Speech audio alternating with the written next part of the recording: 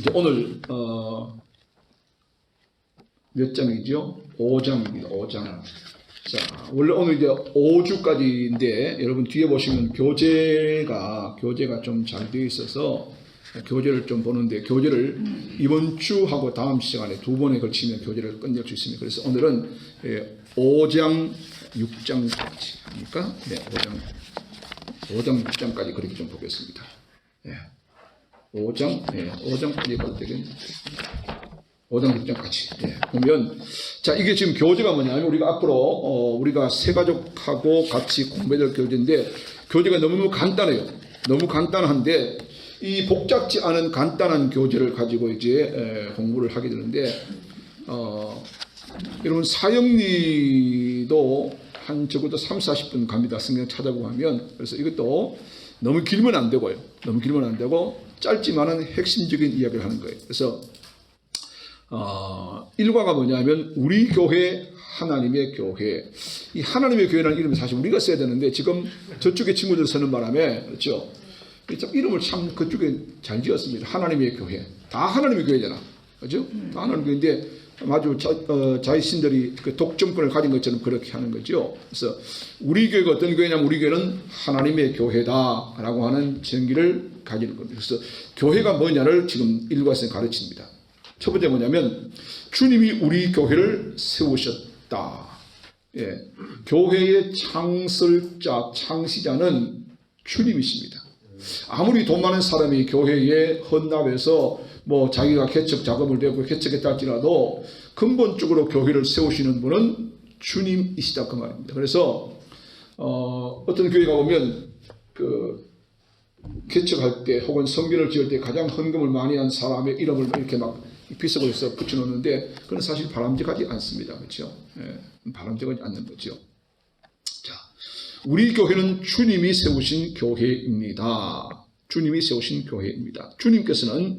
하나님께서는 특별히 공적인 두 개의 기관을 만드셨다 그랬어요. 그 첫 번째가 뭐예요? 가정입니다. 가정. 창세기에 보면 하나님께서 아담과 하와를 짝지어 주셔서 가정이라고 하는 공적인 기관을 하나님이 친히 주례자가 되셔서 만들어 주셨어요. 두 번째가 뭐예요? 교회입니다. 교회. 주님께서 교회를 세우셨죠. 내가 이 반석 위에 내 교회를 세우리니 음부의 권세가 이기지 못하리라 라고 하시면서 교회를 세우셨어요. 그래서 거기에 보면 창세기 1장 그 다음에 마태 16장은 바로 창세기 1장은 뭐예요? 하나님이 가정을 세우신 거고, 마태 16장은 주님이 반석이 베드로의 신앙의 고백 위에 주님의 교회를 세우셨다라고 하는 그런 이야기를 기록하고 있는 거죠. 자, 그래서 우리 교회는 예수님을 하나님의 아들이요 우리를 구원하는 구주로 믿는 교회이다. 이게 중요한 신앙의 고백입니다. 이런 신앙의 고백을 하지 않는 교회는 우리가 조금 유념해서 살펴볼 필요성이 있는 교회입니다. 교회라고 하는 이름을 가졌다고 다 교회가 아닙니다. 정말 신앙의 고백을 하고 있는지, 제대로 된 신앙의 고백을 하고 있는지, 예수를 어떻게 고백하는가. 예수는 하나님의 아들이시요 우리의 구원자입니다. 주는 그리스도시요 살아계신 하나님의 아들입니다 했던 시몬 베드로의 고백처럼 그 고백에 동일한 고백을 하는 사람들이 우리와 같이 신앙을 할 수 있는 사람들이다 그런 말입니다. 그래서 교회는 주님이 세우셨다. 첫 번째 정의고, 두 번째는 우리 교회는 그러면 하나님의 교회다. 하나님의 교회. 성경은 교회를 하나님의 교회라고 늘 그렇게 주창을 하고 있습니다. 왜냐하면 하나님이 세우셨기 때문에 하나님의 교회라고 합니다. 이 교회의 뜻, 교회라는 단어의 뜻입니다. 구약에서는 교회를 거기 보면 총회라는 말로 번역되는 카알 또는 가할이라고 발음하는데 그렇게 발음을 하는 단어를 씁니다. 이 말은 하나님의 부름을 받아 모인 사람들의 모임, 그것을 가할, 구별된 공동체, 그런 말이죠. 구별된 공동체, 가할. 이 가할이라는 말에서 결국 뭐가 나오냐 하면 카다시에서 거룩이란 말, 거룩. 자, 신약에서는 교회를 뭐라 한다? 에클레시아라는 말의 대표적입니다. 에클레시아. 이 에클레시아라고 하는 말은 단어 두 개가 함께 묶어진 거지요. 에크라고 하는 단어, 무엇으로부터 에크, 그 다음에 클레오, 영어의 콜, 부르다. 그래서 이 에클레시아라는 단어를 씁니다. 즉 불러냈다라는 뜻을 갖고 있는데, 그래서 교회 정의를 한마디로 말하면 교회는 예수 그리스도로 말미암아 세상에서 불러냄을 받은, 구별되어 택함받은 사람들의 모임, 그걸 교회라고 하는 겁니다. 그래서 교회는 건물 이전에 구별된 사람들의, 거룩한 사람들의 모임을 교회라고 이야기를 합니다. 즉 그래서 자, 우리가 건물은 없다 할지라도 구원받은 하나님의 사람들이 정기적으로 모이면 그것을 우리는 교회라고 할 수 있다. 왜? 건물이 아니기 때문에 그렇습니다. 예. 그래서 대봉제길 교회라고 하지만 사실은 대봉제길 예배당이 건물을 의미하죠. 예. 대봉제길 예배당입니다. 예배당. 예. 교회라고 할 때는 그 사람들 자체를 교회라고 이야기를 한다. 구분을 하시면 좋습니다. 자, 첫째로 우리 교회는 하나님이 부름받은 사람들의 모임, 그렇죠? 정확한 정의죠. 그래서 누구든지 예수를 믿고 그 이름을 부르면 구원을 받고, 우리 교회는 이런 예수를 믿음으로 구원받은 하나님의 자녀들이 때를 따라, 즉 정기적으로죠, 때를 따라서 모이는 곳. 그렇기 때문에 교회는 세상의 어떤 모임이나 단체와 그 성격이 다르다. 그래서 교회는 세상의 조직체와 근본적으로 다릅니다. 제가 직분자론 할 때 교회, 그렇죠. 직분자들이 교회가 뭔가를 모르면 교회를 못 섬겨요. 그렇잖아요. 내가 속한 직장이 뭐 하는 곳이다 하는 걸 분명히 모르면 그 직장 가서 엉뚱한 짓 한다고 합니다. 그죠? 마찬가지로 교회가 뭔가를 모르면 그 자꾸 엉뚱한 짓, 세상의 방식을 자꾸 취해가지고 그렇게 엉뚱한 짓을 하려고 한다는 거죠. 예, 성과 위주 이런 거, 안 된다는 거죠. 자, 교회는 지난번 제가 한번 정의를 내렸습니다. 교회는 하나님께서 이끄시는 신령한 유기체가 교회입니다. 하나님께서 이끄시는 신령한 유기체, 그게 교회라고 하는 것입니다. 두 번째, 우리 교회는 누가 계신다? 하나님이 계신다. 그래서 하나님이 계시기 때문에 하나님의 집, 하나님의 성전, 하나님의 처소, 그렇게 말하는 거죠. 하나님이 다스리시고 하나님이 거하시는 곳이기 때문에 하나님의 교회이다.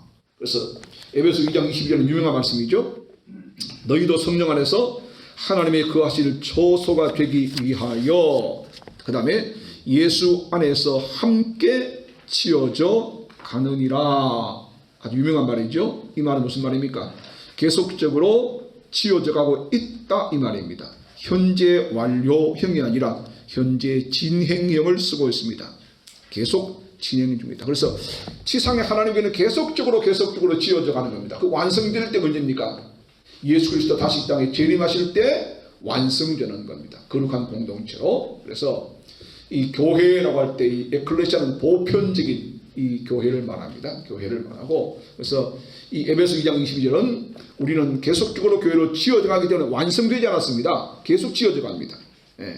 그래서 교회는 주님이 계신다. 주님은 교회의 머리란 말은 주인이란 말이죠. 헤더, 머리입니다. 머리시다. 자, 그래서 우리 교회의 머리가 주님이시라는 것은 몸의 지체와 비교하는 데서 하시는 말씀인데, 머리가 뭐요? 몸을 주장하죠.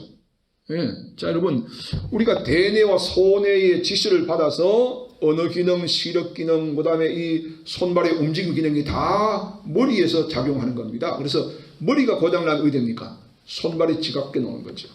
이러면 지체가 부자연스럽다, 그렇게 말하죠. 머리에서 탈나버리면, 머리에서 이 지각신경이 탈나버리면 뭡니까? 지체 부자유자라, 그렇게 말하죠. 박야가, 정신 박야가다, 뭐 이렇게 설명하는데, 오늘날 교회들 가운데 이 머리가 탈나는 교회가 많습니다. 머리는 멀쩡한데 머리의 지시를 안 받아요. 그러면 어디 됩니까? 그 교회는 정상적인 교회가 될 수 없다, 이 말입니다.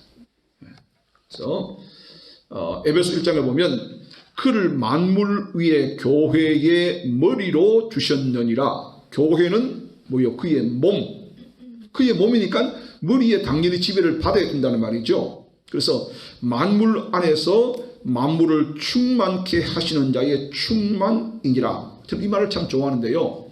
자, 예수님이 우리 안에 계시면 충만합니까? 충만하지 않습니까?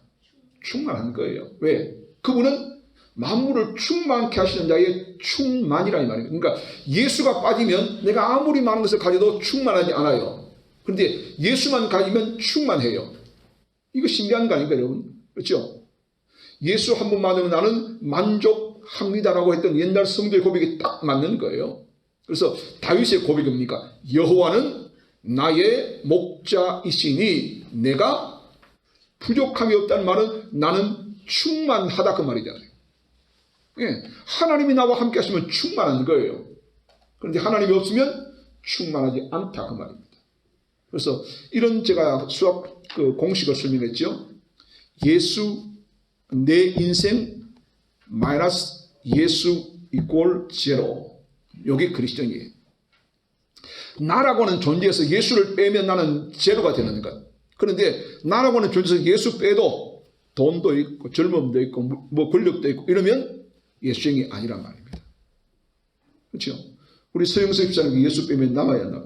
아무것도 없잖아. 장동민 남아있어요? 장동민이 영원하겠어요? 맞아. 그래도 장동민이 옆에 있어야 되잖아. 없어도 돼요? 뭐 죽을 때까지 볼 텐데 하늘나라에서. 예수님만 계시면 되죠. 오, 맞네. 장동민 긴장해야 됩니다. 자, 이게 중요한 이야기입니다. 예. 예수님께서 만물을 충만케 하시는 충만한 예수님은 교회의 머리이시다.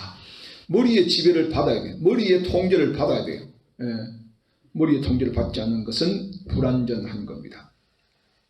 자, 머리는 몸의 중심, 예. 몸을 주장하고 지배한다 그랬어요. 그래서 모든 예배의 중심, 모든 활동과 계획의 중심은 오직 예수입니다. 오직 예수. 그래서 예수님이 오케이 하시면 오케이입니다. 예수님이 오케이 하실 때까지 어느 기업처럼 예? 그렇죠? 고객이 오케이 할 때까지라고 했던 것처럼 예수님이 오케이 할 때까지 우리가 하는 거예요. 왜? 그분은 우리 몸의 중심이시기 때문에. 예. 그래서 교회 모든 사역은 결국 예수님으로. 그래서 로마서 11장에 보면 중요한 말이 있죠. 이 칼빈주의 신앙에서 굉장히 중요한 겁니다. 만물이 주에게서 나오고 주로 말미암고 주에게로 돌아감이라. 이거는 칼빈주의 신앙의 중요한 핵심 구절입니다. 만물의 시작도 주님이시고 만물을 유지하는 것도 주님, 결국 만물이 어디로? 주님께로 돌아가는 것. 이게 바로 칼빈주의 신앙의 아주 요체라고 하는 거죠. 예. 자, 머리는 근본이다. 예수님 우리 교회는 모든 것의 근본이 되신다. 근본이 되신다. 그 다음에 머리를 통해 몸이 자라게 된다. 사람의 몸이 정상적으로 자라는 것은 머리에서 분비되는 여러 가지 호르몬을 말미암아 이루어진다. 이와 같이 우리 교회의 성장은 머리신 예수님으로 말미암아 이루어지는 겁니다. 그래서 성경에 보면 아주 유명한 말입니다. 온 몸이 머리로 말미암아 마디와 힘줄로 공급함을 얻고 연합하여, 그 다음에 중요한 겁니다. 하나님이 자라게 하심으로 자라느니라. 아멘. 자, 보세요. 우리가 아무리 애쓰고 노력한다고 여러분 자랍니까? 아니에요. 하나님이 자라게 하셔야 자라는 거예요. 믿습니까, 여러분? 네. 그럼 우리의 노력하지 말라 그 말은 아닙니다. 우리가 하나님 앞에서 정상적으로 하나님이 기뻐하시는 활동을 하면 하나님이 자라게 하셔요. 그런데 그렇지 않으면 하나님이 안 자라게 합니다. 아무리 돈을 갖다 붓고 아무리 노력을 해도 하나님께서 부합되지 않으면 교회는 안 자랍니다. 예. 그게 교회의 특성이다. 아니, 목사님 돈을 그만 갖다 쳐붓는데 뭐 좀 나타나야죠. 돈 갖다 붓는다고 여러분 잘합니까? 아니에요. 이걸 우리가 잘 생각했는데 기업은 뭡니까? 투자하면 결과 나타나잖아요. 그죠? 결과도 어떻습니까? 더 많게 나타나야 돼요. 그런데 교회는 100을 투자했다고 하면 100이나 120이 나타납니까? 아니에요. 10, 50 이렇게 나타날 때가 있습니다. 그런데 문제는 하나님이 함께 하시면 하나님께서 부합되어지면 그것은 무한대입니다. 무한대 결과는. 그게 교회의 특징이다 이 말이에요. 그래서 교회를 우리가 기업적이나 어떤 세상의 어떤 조직체처럼 이해하면 안 된다 그런 말입니다. 자, 그 다음에 교회의 가치입니다. 교회는 천국의 모형입니다. 천국의 모형. 여러분 대봉제교는 과연 천국의 모형 맞습니까? 천국의 지점 맞아요? 아멘. 예. 혼자 아멘 하잖아. 아무도 아멘 하잖아. 여러분 천국이 어떤 곳이 같아요? 천국이. 대봉제교회. 그건 좀 과했다. 좀 심했다. 아, 즐거워서. 잘했어요. 그래. 잘했어요. 예. 교회는 천국의 모형되어야 되는데 참 여러분 사실은 교회만큼 행복하고 교회만큼 기쁘고 교회만큼 즐거운 것이 없어야 돼요. 그렇잖아요. 그런데 교회 가기 싫다. 오늘 교회 가야 되나? 교회만 안 갔으면 좋겠다. 예. 그런 생각을 누가 해요? 목사가 한다. 힘들다 했잖아. 힘들다 했어요? 목사도 그런 생각 하잖아요. 목사도 아이고 오늘 눈 떴을 때 오늘 주일 아니면 좋겠다 이런 생각을 할 때가 있어요. 예. 언제 그럴까요? 시험 들 때. 목사도 시험 들 수 있어요. 시험 들 때 맞아요. 시험 들 때. 목사가 목회 기쁨이 없고 천국이 안 이루어지면 교회 가기가 힘들어요. 아침 눈 뜨면 아이고 우리 참 제가 존경하는 한국교회 거물 목사님 중에 한 분이 그랬다잖아요. 그분이 평생토록 당에 들어갈 때마다 내가 도살장에 끌려가는 소가 다 그렇게 했대요. 아주 그분이 유명한 분임에도 불구하고 그런 이야기를 하셨대요. 그만큼 힘들었다는 거죠. 이거는 여러분 사실은 그 목회가 정상적인 목회가 안 되었다 그 말이에요 사실. 정상적인 교회장을 얻으면 만나면 반갑고 우리처럼 천국 만나면 반갑고 만나면 기쁘고 만나면 행복하고 이게 교회들 늘 긴장해가지고 야, 저 사람이 날 또 어떻게 할까 이런 생각하면 이거는 교회가 안 되는 거예요. 그래서 제가 목회를 시작하면서 지금까지 계속적으로 슬로건을 근데 그는 모토가 있습니다. 행복이 있는 아름다운 교회 대봉제교. 이는 제가 목회를 시작하면서 내건 슬로건이에요. 계속적으로 지금 하고 있습니다. 끝날 때까지 이 슬로건을 안 바뀔 거예요. 행복 있는 아름다운 교회. 그 속에 사실은 모든 것이 포함되는 거죠. 좀 천국 같은 교회 되면 좋겠다. 교회 오면 즐겁고 행복하고 기쁘고 그래야 되는데 교회 오면 짜증나고 힘들고 이러면 안 된단 말입니다. 그 전자 같은 역할을 여러분들이 바나바 같은 사람들이 하셔야 되는 거죠. 하셔야 돼요.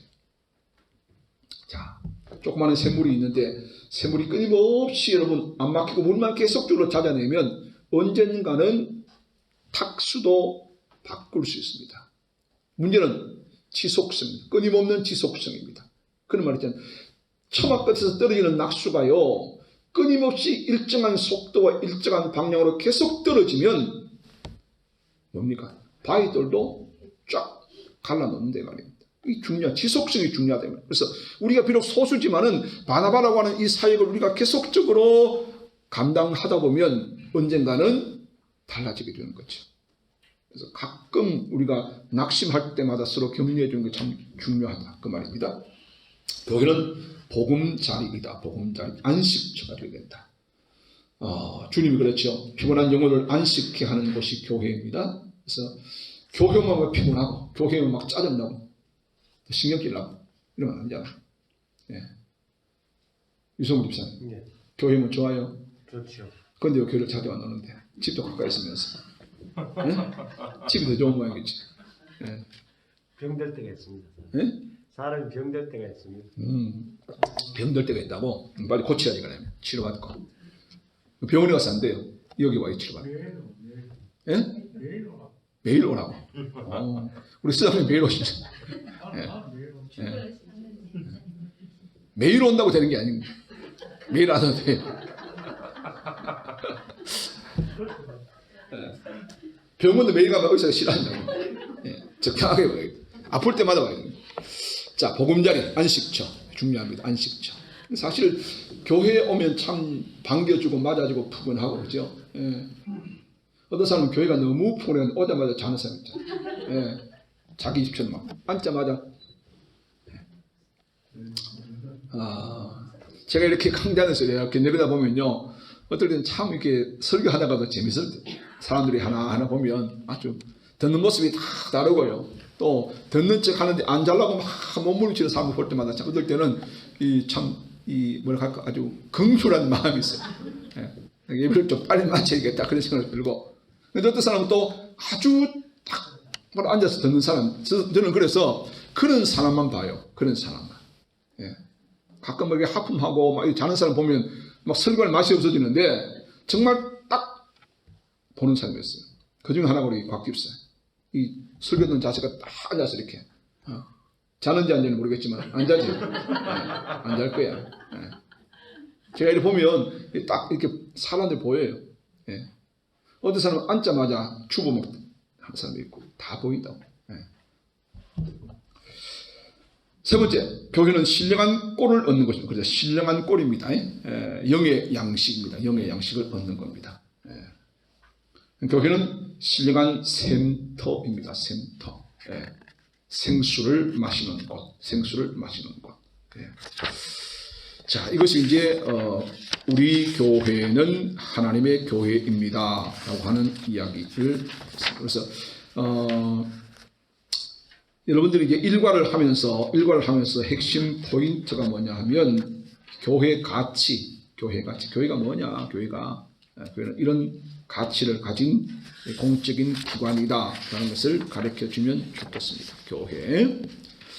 자, 이관은 우리 교회는 그럼 영광스러운 교회다. 영광스러운 교회다.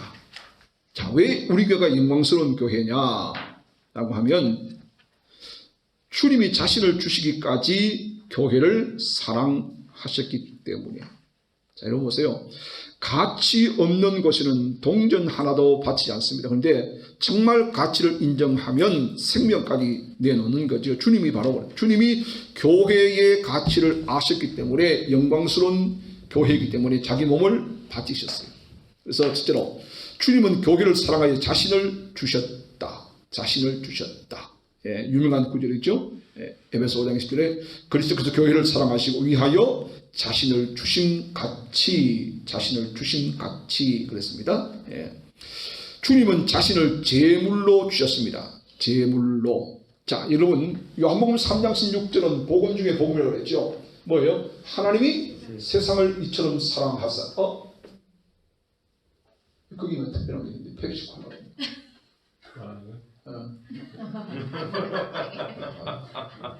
혼자만 펩시 콜라 먹으면 안 되는데. 콜라 먹으면 안 되죠. 맞죠? 조그맣게 콜라 먹으면 안 되죠. 제로입니다. 제로는 괜찮아요. 제로는 먹으면 돼요. 제로 콜라. 자, 뭐 하다 모르겠노. 자신을 제물로. 요한복음 3장 16절. 하나님이 세상을 이처럼 사랑하사 독생자를 주셨으니 그게 주셨다는 말이죠. 주셨다. 그 말은 내어주셨다인데 그 헬라 말의 뜻은 내어주셨는데 어디에?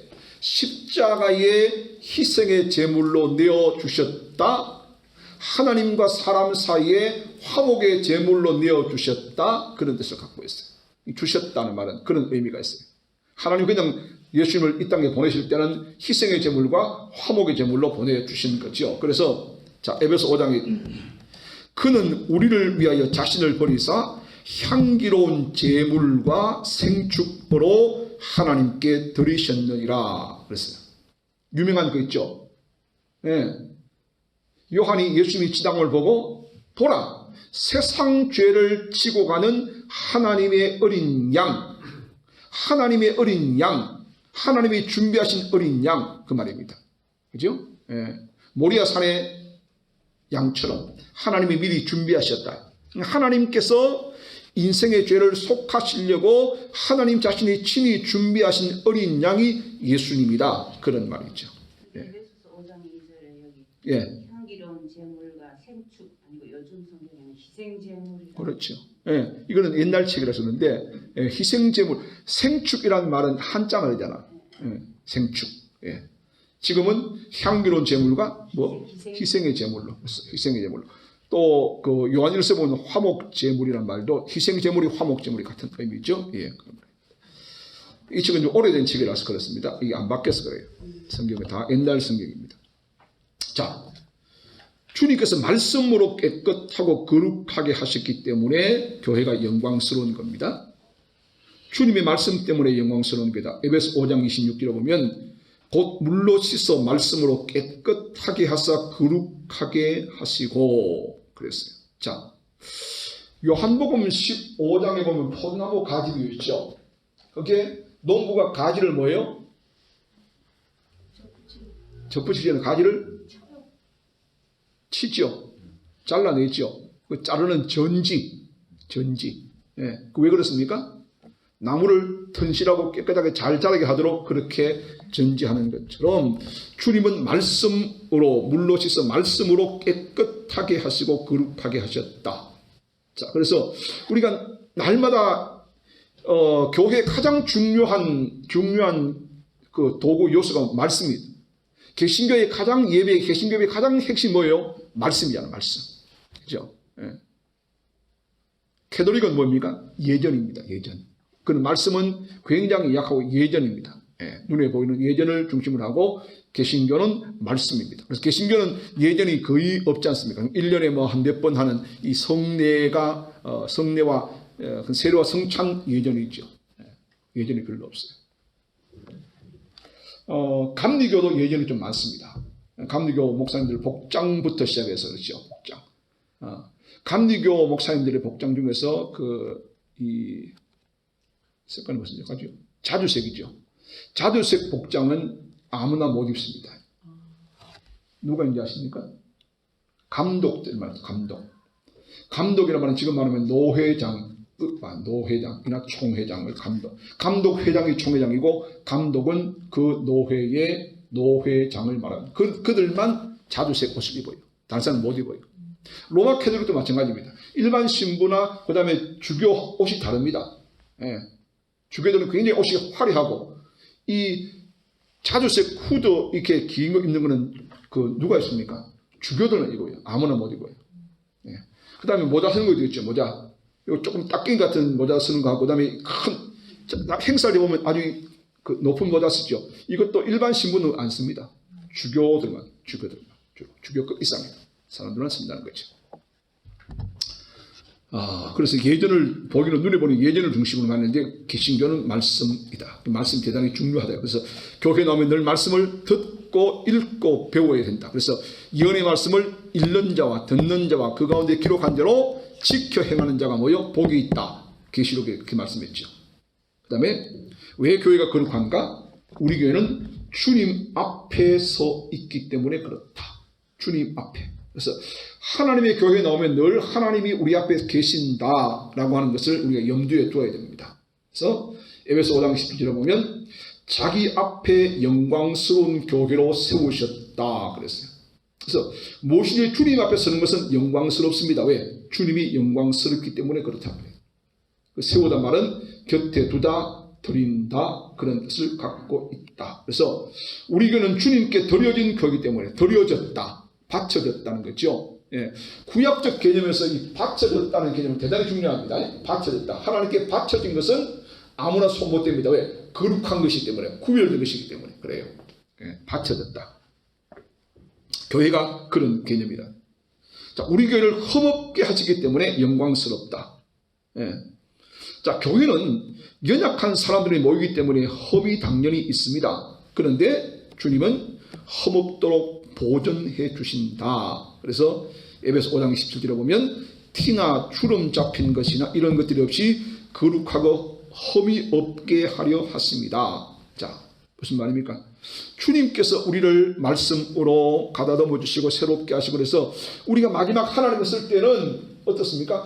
교회 생활을 제대로 하고 하나님 앞에 서면 우리가 어떻게 된다? 하나님 앞에 점과 흠과 티나 주름 잡힌 것이 없이 온전한 하나님의 사람으로 세워지기 위해서 교회라고 하는 과정을 거쳐야 된다 이 말입니다. 이해되십니까? 하나님이 지상에 교회를 세우시고 교회를 거치게 하시는 이유는 이 교회에서 신앙생활을 하면서 우리의 모든 불신한 것들이 다 벗겨지고 우리가 거룩한 온전한 몸으로 세워져서 하나님 앞에 서게 만드는 그런 장소이기 때문에 교회 생활을 제대로 하지 아니하면 점과 흠과 티나 주름 잡힌 것이 제대로 안 된다.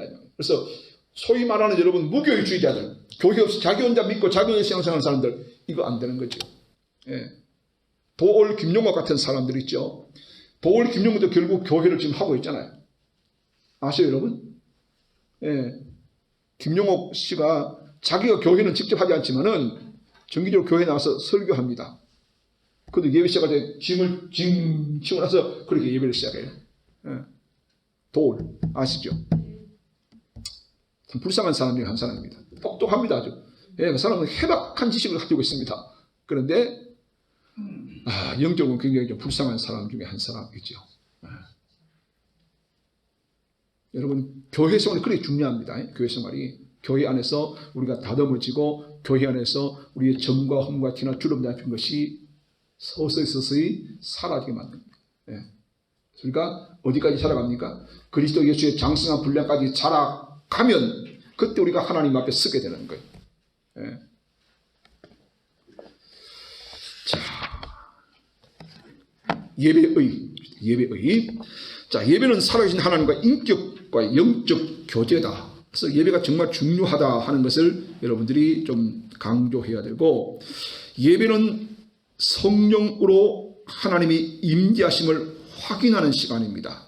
그래서 우리 예배가 이런 예배가 되어야 됩니다. 예배는 사죄의 은총에 대한 넘치는 감격으로 충만한 감사와 찬미의 연속. 그래서 정말 예배 감격을 느끼려고 그러면 내가 정말 구원받은 하나님의 사람이라는 사실이 날마다 내 안에서 자꾸 재현되어지면 예배가 감격스러워질 수밖에 없어요. 그렇잖아요. 그래서 여러분, 다윗이 하나님 앞에 회개 기도할 때 하나님 앞에 뭐라고 해서 시편 51편에 보면 중요한 구절이 나옵니다. 하나님, 내 안에 정직한 영을 새롭게 하실 뿐만 아니라 내 안에 구원의 즐거움을 회복시켜 달라고 기도했어요. 그 말은 무슨 말이에요? 구원의 즐거움을 회복시켜 달라는 말은, 하나님, 내가 다른 것은 다 빼앗겨도 좋은데 내 안에 내가 정말 구원받은 하나님의 백성이라고 하는 이 사실만큼은 하나님 절대로 내가 잊어버리지 않게 하시고 그것 빼앗기지 않게 하십시오. 그것만 있으면 나 회복된다, 그 말입니다. 이런 감격이 있어야 예배가 정말 감격의 예배가 되어질 수 있다. 예배는 자기 만족으로 드린 거 아닙니다. 하나님 중심의 생활 방식으로 방향 전환하는 데 꼭 필요한 기본 예식입니다. 하나님의 생활, 중심의 생활 방식. 그래서 예배를 제대로 드리는 사람은 삶이 달라질 수밖에 없죠.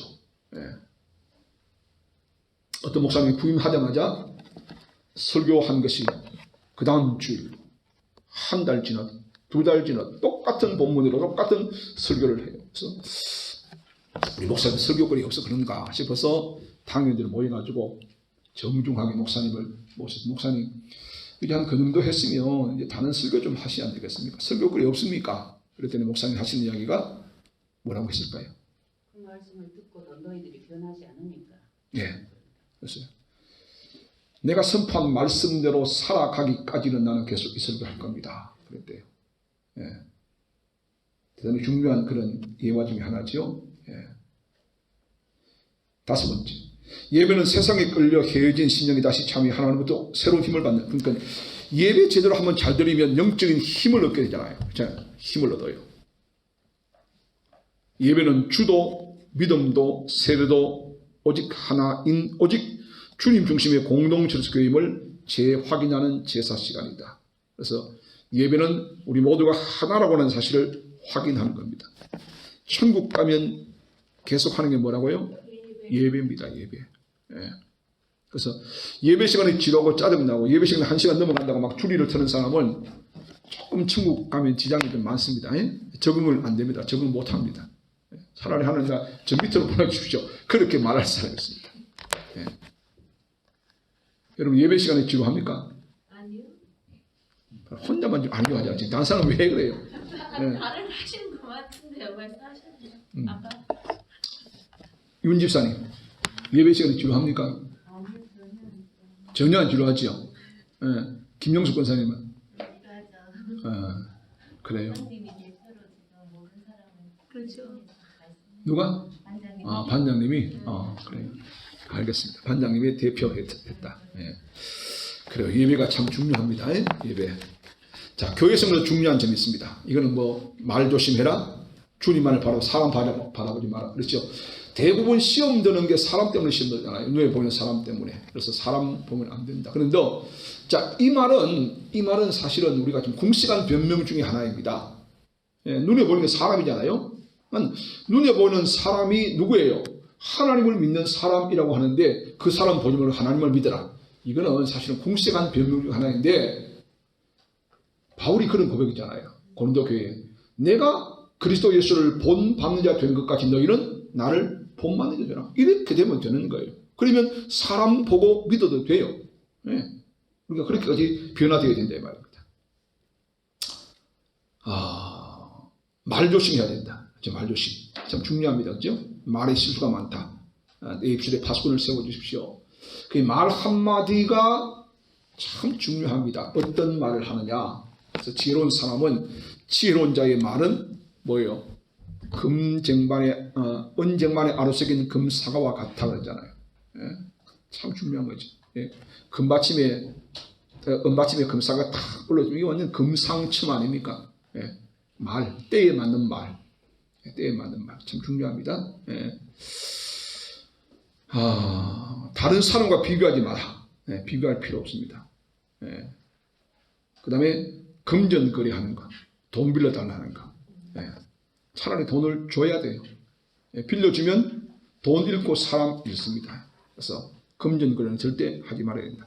부부지간에도 금전거래는 하지 않아야 됩니다. 예. 저도 지금 떼인 돈이 굉장히 많이 있어요. 예. 저렇게 또 반응하면 돼요. 돈 주면 안 되게 하면 안 되고 금전거래를 하지 말아요. 금전거래를. 아시겠어요? 예.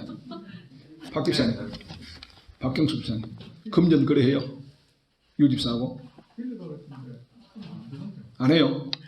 예, 독립재산자가 금전거래하면 안 됩니다. 예. 차라리 줘야 돼, 줘요. 예. 저도 뭐 요즘은 금전거래 안 하고 그냥 아이고 뭐 떼이자 차라리 떼이자. 예? 근데 이제 내가 빌려 달라 했을 때 좀 끝까지는 받아요. 그렇잖아요. 빌려 달라 했으면 반드시 약속이잖아. 빌려 달라는데 얼마 언제 갖겠다는데 빌려 주는 불구하고 입마에 붙게 딱 닫아버리면 그건 안 되잖아요. 예, 그럴 때는 빌려달라 하지 말고 달라 해야 돼요. 달라. 지금 누구 이야기하는데? 아니, 나는 저 사람 이야기 아니다. 딴 사람 이야기를 하는 거예요. 예, 딴 집의 이야기를 하는 겁니다. 예. 자, 이거 교회 생활에 굉장히 중요합니다. 이거는 여러분 필히 가르쳐야 됩니다. 자, 그 다음에 3과 우리 교회는 하나님의 집이다. 네, 하나님의 집이다. 그렇죠? 하나님의 집. 왜냐하면 하나님께서 중심을 두고 일하시는 곳이기 때문에 하나님의 집이다. 자, 교회가 하나님의 집이라는 개념이 있어야 교회를 어떻게 거룩한 곳으로 보게 되어지고 교회를 함부로 우리가 취급하지 않는다 이 말입니다. 예. 교회가 하나님의 집이라는 사실을 우리가 인지하지 못할 때가 굉장히 많습니다. 예. 교회는 하나님의 집입니다. 그래서 우리 교회는 하나님이 임재하시는 곳입니다. 솔로몬이 성전을 건축하고 난 다음에 그는 하나님께서 이곳에 계시기 때문에 하나님의 집이라고 그가 불렀지 않습니까? 하나님의 집이다. 예. 그래서 이런 개념을 우리가 새 가족에 명확하게 심어주면 새 가족들이 교회에 들어올 때에 아주 자세가 경건해집니다. 경건해집니다. 하나님의 집에 갈 때 복장이라든지 이런 게 태도라든지 굉장히 달라지게 된다. 그런 말이지요. 자. 교회는 하나님을 만나는 곳입니다. 하나님을 만나는 곳. 하나님께서 내가 거기서 너희가 만나겠다. 거기서 회막이죠. 그런데 그게 성전 아닙니까? 만나겠다. 이 만남의 장소. 그래서 이 회막, 모일회, 장막에서 모이는 장소 그런 말입니다. 또 만남의 장소 그런 말입니다. 하나님을 만나는 곳. 자, 교회 와서 하나님 못 만나면 됩니까? 교회 와서 누굽니까? 장로님 만나고 집사님 만나는데 하나님 못 만나고 돌아가면 그 사람은 명생부가 돼 평생 신자가 못 돼요. 교인은 되는데 신자가 못 된다. 하나님을 만나야 된다. 매번 하나님을 만나셔야 됩니다. 하나님의 이름이 교회에 있습니다. 하나님의 이름. 내 이름이 거기 있다. 이곳을 향해서 주야로 보시며 하나님은 그의 이름을 두신 교회를 주야로 보고 있다는 겁니다.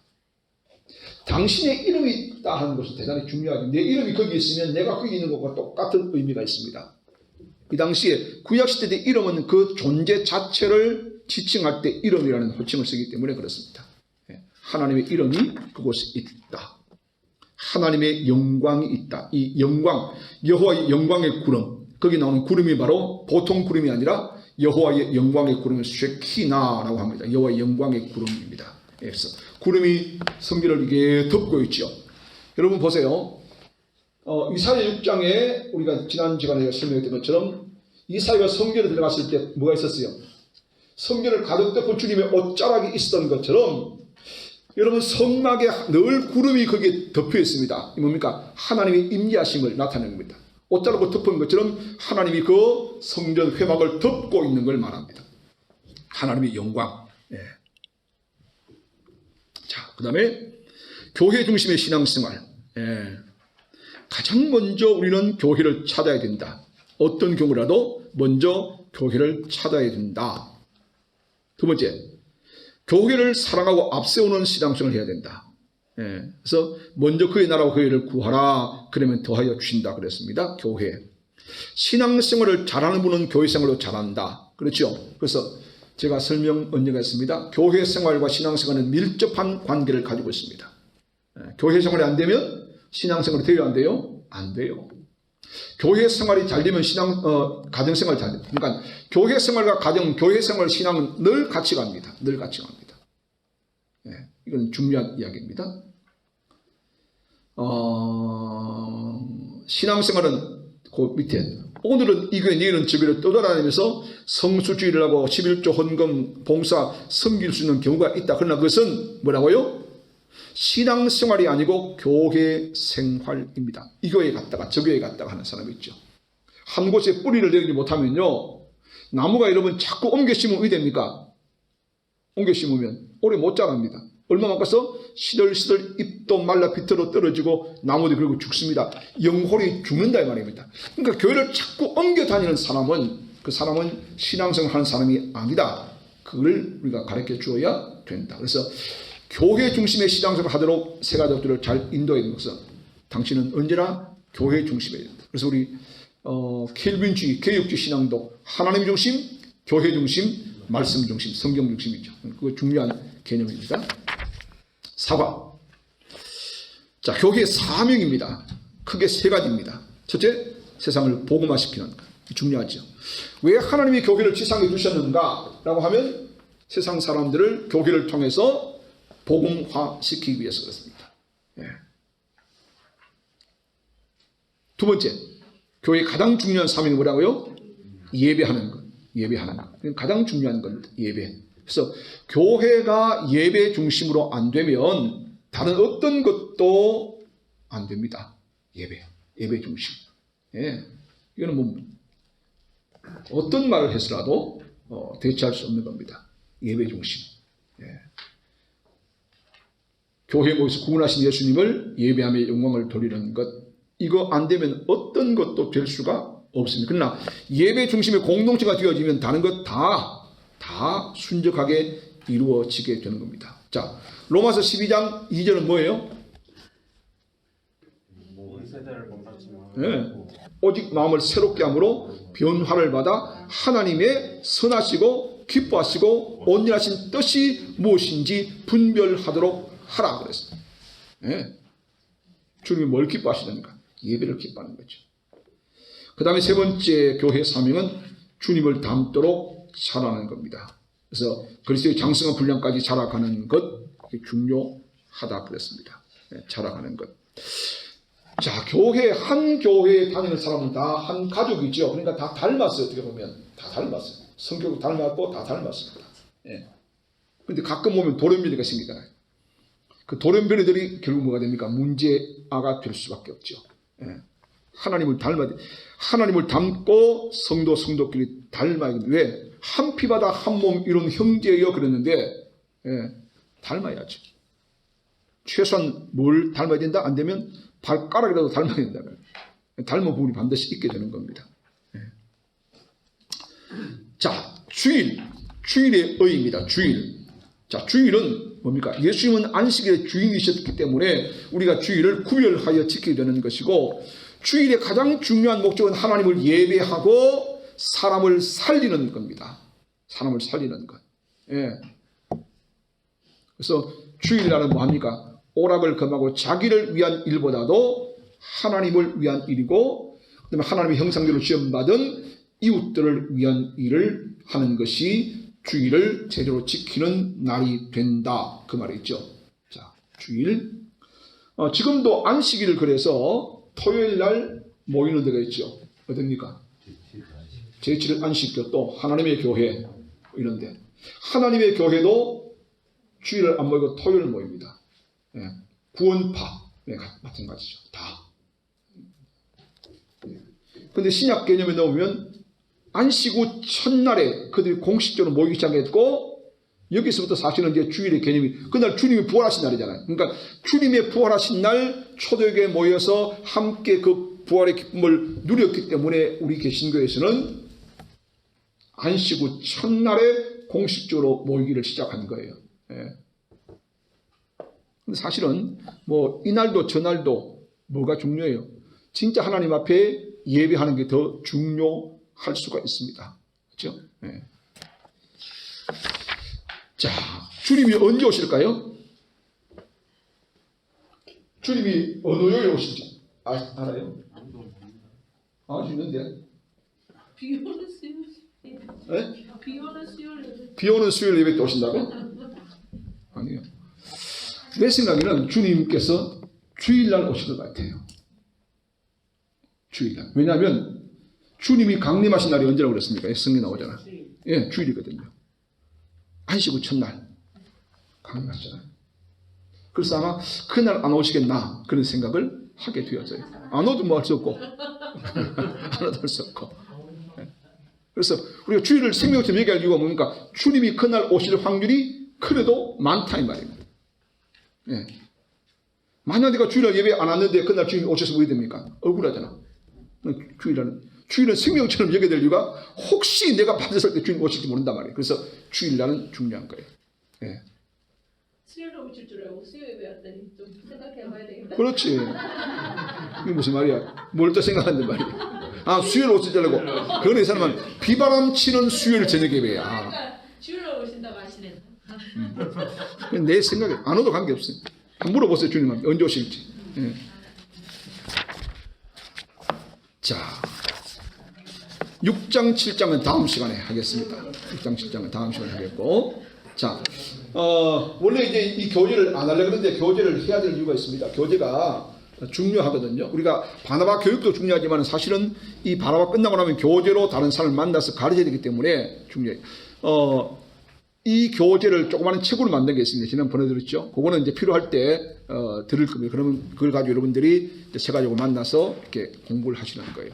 근데 너무 오래 하려고 하면 핵심만 딱 잡아서 설명해주면 제일 좋아요. 많은 이야기를 했는데 이거 다 할 필요 없어요. 사실은 다 할 필요 없고 이 중에서 몇 가지만 딱 해서 그 사람에게 주입을 시키는 겁니다. 교회가 어떤 곳인가, 예배가 뭔가, 주일이 어떻게 지켜야 할 것인가 이런 것들을 가르쳐 주는 겁니다. 그래서 질문이 있습니다. 네, 질문. 이런 거 좋다. 세신자가 만약에 네. 휴거라는 부분을 이렇게 얘기를 할 때 우리는 그걸 뭐 그게 옳다 그러다 이렇게 말할 수 있어야 됩니까? 세신자가 휴거를 말하면 굉장히 똑똑한 사람이네. 그 휴거를 말하면 어떻게 말한다고? 뭐 주님이 오시기 전에 그 갑자기 이렇게 사라지는 경우가 있는데 그게 진짜입니까? 이렇게 물어보면 우리가 뭐에 대답해요?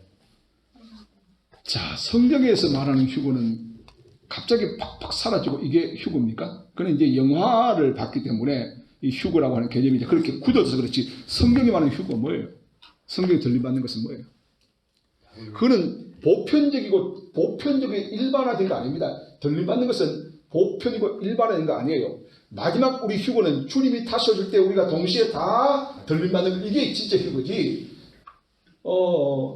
맷돌을 가지고 한 사람 데려가면 낳고 한 사람 남겨두고, 이거는 뭘 이야기를 하면 그렇게 선별되어서 똑같은 환경 속에서도 들림받는 사람이고 그렇지 못한 사람이 있다 이거지, 휴거된다는 개념을 강조하기 위한 성경이 아니란 말이에요. 그래서 휴거라는 개념을 여러분 정확하게 좀 이해할 필요성이 뭐냐면, 휴거라는 것은 갑자기 있다가 두 사람이 갑자기 팍 사라지고, 이거는 영화 드라마에서 만든 휴거입니다. 성경에 말하는 휴거는 그렇게 이루어지지 않습니다. 성경에 말하는 휴거는 어떻게 됩니까? 주님이 이 땅에 오실 때에 주님께서 모든 사람이 보시는 가운데 오셨지 않습니까? 모든 사람이 보시는 가운데 올라갔지 않습니까? 마찬가지입니다. 우리도 그렇습니다. 주님이 다시 오실 때 우리가 거룩하게 동시에 들림받는 것, 이게 진짜 휴거랍니다. 그러면 우리가 대답할 때 그거는 아닙니다. 응. 이렇게 얘기해요. 그렇지. 그러면서 성경도 휴거를 설명해 줘야 되는 거지. 오케이.